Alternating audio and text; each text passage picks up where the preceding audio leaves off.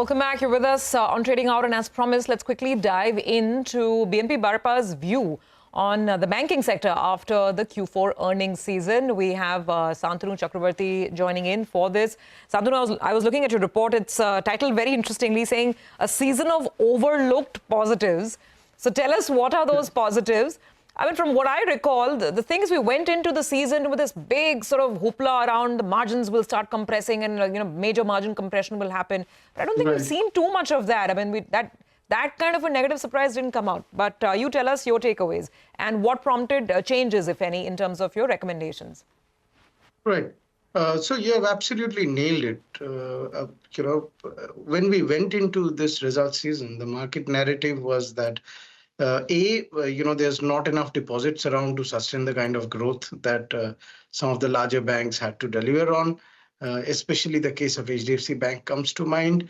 And also, of course, whatever little deposits were available were going to be very, very expensive and therefore would have a concomitant impact on margins. Now, against that, what happened? Out of the six largest banks in India, if you look at, five of them delivered positive surprises in the quarter.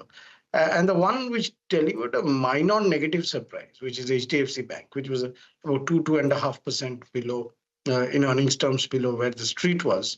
It was only on raised expectations past their early release in the beginning of the month, right? So they do this pre-quarterly release where the market already knew about that 1.67 lakh crore deposit number, and the stock had positively reacted to that also.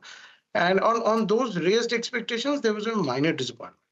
You go into the, what structurally made up the delivery of the earnings for each of these banks for the quarter, and you'll realize that in none of the cases have the margin squeezes been very material.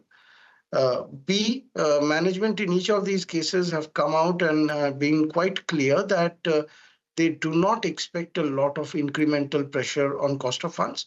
It's not as if cost of funds are going to reverse anytime soon, but the bulk of the re-rating upwards or repricing upwards is already done with that. No pressure on cost to assets, operating costs, especially in the case of, for example, SBI delivered a positive surprise. But against all of that, we are speaking today and private banks are down again after this mini rally we have had for the last couple of days. And the market seems to be completely looking through the numbers, even, positive surprises being delivered on those expectations, valuations being as attractive as they are. And we have been crying hoarse about this, as you know very well, Subhi.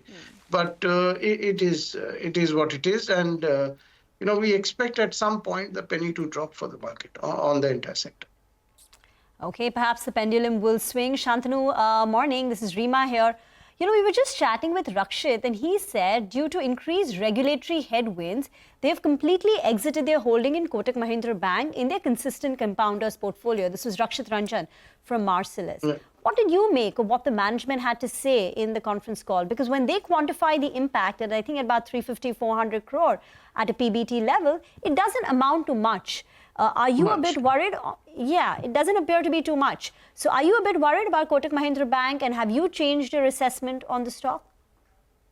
So look, we have never had a very constructive view on Kotak Mahindra Bank, purely on account of the fact that we felt that given the capital productivity that the bank has been delivering, and against the valuations at which the core bank is trading, even if you take out, whatever you want to value subsidiaries at, and we value it at about 550 rupees, around that, on a per share basis. You take all that out, it wasn't still a very cheap bank, especially in relative terms, relative to where HDFC Bank, ICICI, even ICICI is trading right now.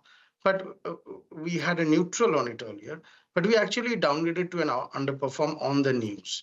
And in our underperform note, which was actually put out way before the call happened, we actually came to the same conclusion that the management has come to, that the incremental direct economic impact of the change is not very large. But here's the problem on which we downgraded to underperform. The problem is this, that right now to fix that capital productivity issue, Kotak Bank needs accelerated growth. And if Kotak Bank's DNA has been studied by anybody over the last 1.5 decades, one thing becomes very clear, that they always, would err on the side of caution rather than risk at any point in time. So under the regulatory interventions that had happened, the probability of them delivering a growth number which is significantly ahead of, say, the ICICIs of the world, which is so Right. critical to, getting their capital productivity up into, the upper teens on a core Sure. level, so that the multiple can be justified. Sure. It just became harder. So on that, we have put an underperform. Got it. Yeah, I was actually looking at all your ratings right now, and indeed, I mean, if you're looking at 24, then Kotak at 3.1 price to Yes. book. Indeed, it's by no means cheap. I got that. So very quickly, Shantanu, we have only 30 seconds left on the program now. Your positive ratings are on Axis Bank, on HDFC Bank, even on an ICICI Bank, I believe, and on an SBI. Yes. You like all the four banks, but the maximum upside target to your target price is actually on HDFC Bank. Tell us your Which pecking is our order. top pick. Yep. Yeah, that's your top pick. So just tell us what might change and what makes you most optimistic. So at this moment, if I look at the only risk, to the earnings trajectory for the banking sector, and since the focus is so much on earnings momentum, it is the timing of rate cuts, which is obviously very linked to what happens with US monetary policy. As of now, we are building in an October rate cut. And, the margin recovery story can really start in earnest only 1-2 quarters after the first rate cuts. So any delay in that is a little bit of a dampener on FY25 earnings, if not so much on FY26 earnings. So as of now, we see that as the key risk. More of a delay we have later, say, the recovery on margins, ROA, etc. for HDFC Bank becomes. And more favorable we become towards, say, something like a ICICI Bank. That's how we are positioned. We see that as the only risk. But given where the valuations are, even another quarter, 2 quarters of delay in rate cuts isn't exactly a deal breaker as far as the investment thesis goes. Oh, out of time. Thank you for joining in. With that, it's a wrap on Trading Hour. Thank you for watching.